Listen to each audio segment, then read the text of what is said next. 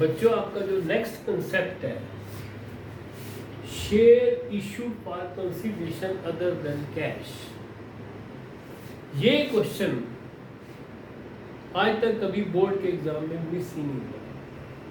अतः 3 नंबर पहले से, और इट इज इजी कंसेप्ट। अब इसमें वर्ड लिखा है other than cash. What do you mean by this?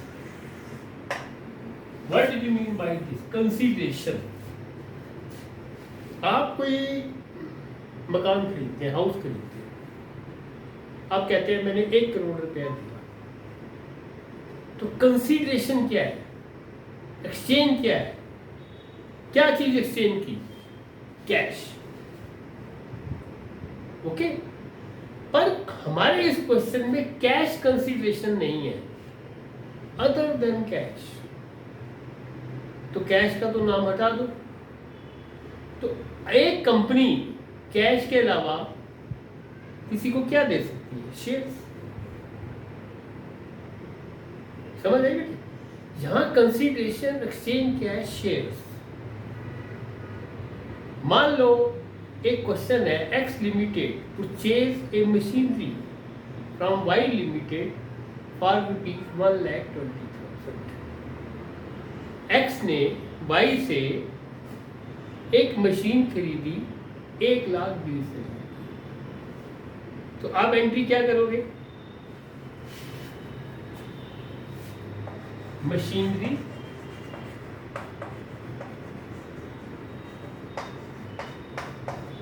Account debit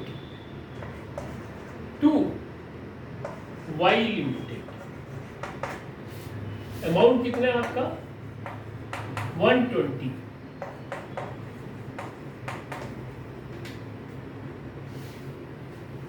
ये एंट्री क्या है?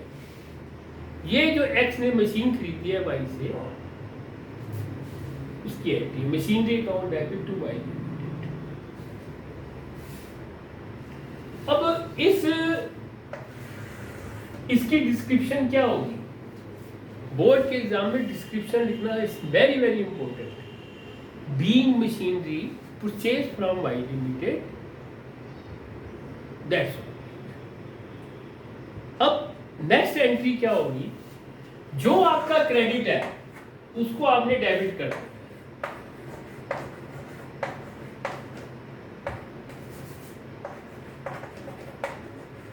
$1,20,000।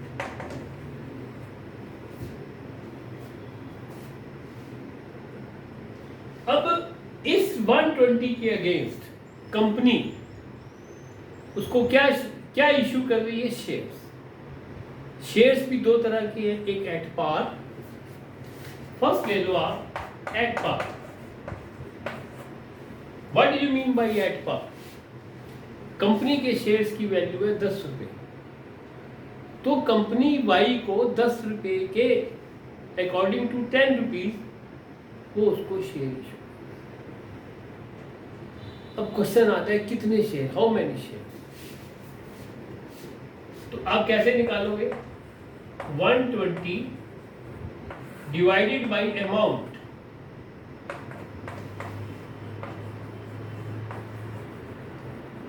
$12,000 शेयर।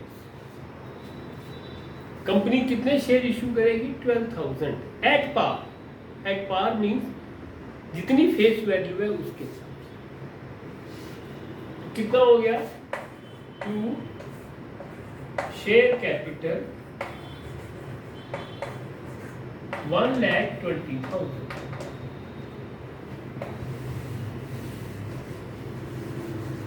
इसकी डिस्क्रिप्शन क्या होगी?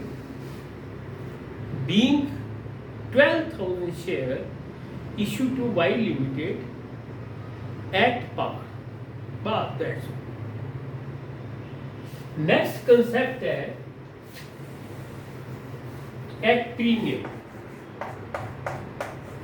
एट प्रीमियम का मतलब क्या होता है? What do you mean by premium? Premium होता है those company held a very good reputation in the market. The demand of this company product is very high.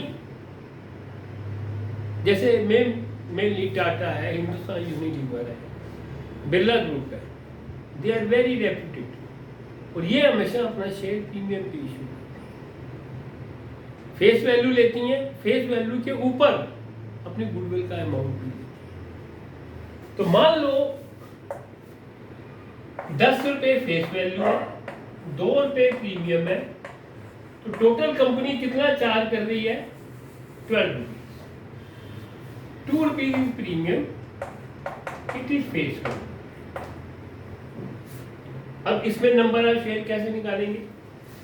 1,20,000 divided by full amount लेना है आपने। कई बच्चे 10 ले लेते हैं, कई 2 ले लेते हैं, आपने पूरा 12 लेना है विद प्रीमियम। तो कितने शेयर हो गए? 10,000 शेयर इशू करना। 10,000 इंटू 10 इक्वल टू 1 लाख। आप उसको शेयर कितने के दोगे? 1 lakh.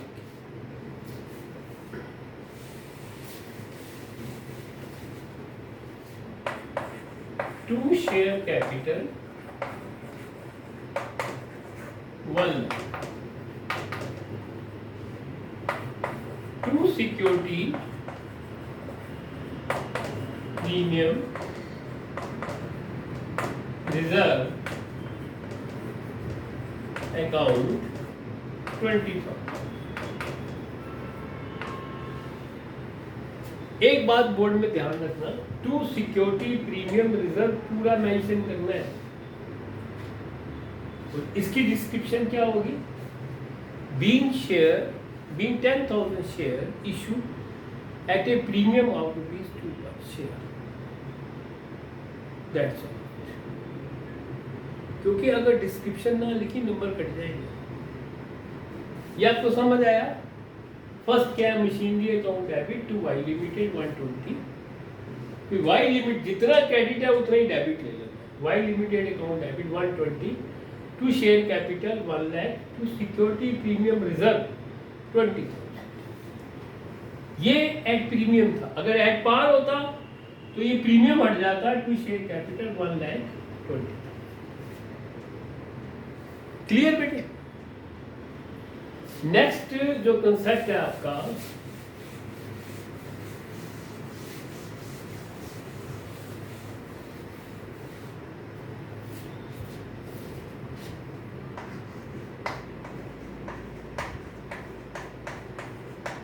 asset is more than purchase consideration.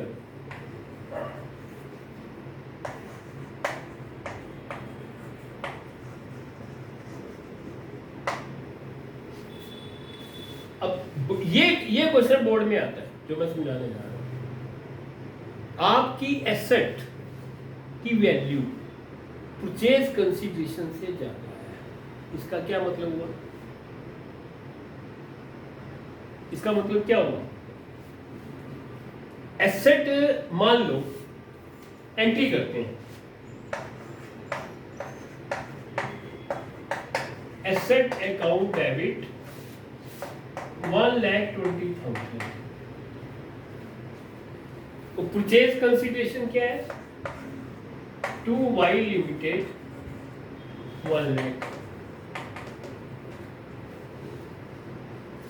आप जो एक्स है वो वाई की जो एसेट है वो 1,20,000 की ले रही है, ली, और उसके अगेंस्ट कितने पैसे दे रही है? कितने रुपए दे रही है? 1 लाख। ठीक है। और ये जो आपका 20,000 का डिफरेंस आ गया, ये कंपनी का प्रॉफिट हो गया। आप बोलोगे प्रॉफिट तो पीएल अकाउंट में लेते हैं, पर that profit is not from running business. ये रनिंग बिजनेस से प्रॉफिट, जो प्रॉफिट रनिंग बिजनेस से नहीं हुआ वो कैपिटल में है। ठीक है, ये आपको क्लियर हो गया? नेक्स्ट इसमें क्या कंसेप्ट आ जाता है? अगर एसेट ज्यादा है तो नीचे कैपिटल रिजर्व आ जाएगा। नेक्स्ट है asset is less then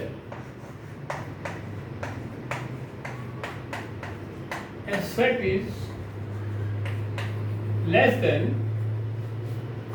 consideration.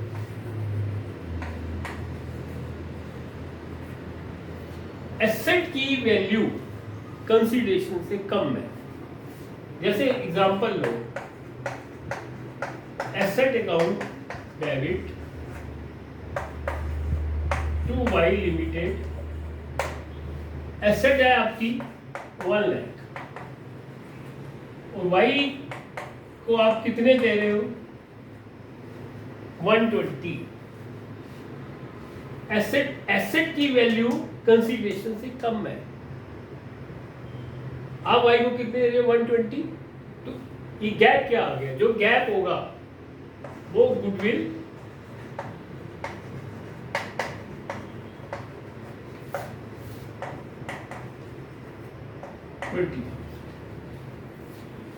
दोनों केस समझ आ गए. जब एसेट की वैल्यू कम होगी परचेज कंसिडरेशन से तो डेबिट में आ जाएगा गुडविल. जब एसेट की वैल्यू ज्यादा हो जाएगी परचेज कंसिडरेशन से then in the case of to capital reserve. ये मैंने आपको थ्योरी बताई है. अभी प्रैक्टिकल क्वेश्चन करेंगे नेक्स्ट क्लास में. इसको समझ लो. और मेरी आपसे रिक्वेस्ट है, सब्सक्राइब जरूर करो और लाइक जरूर करो. Okay, it's my again request to you. Okay, thank you.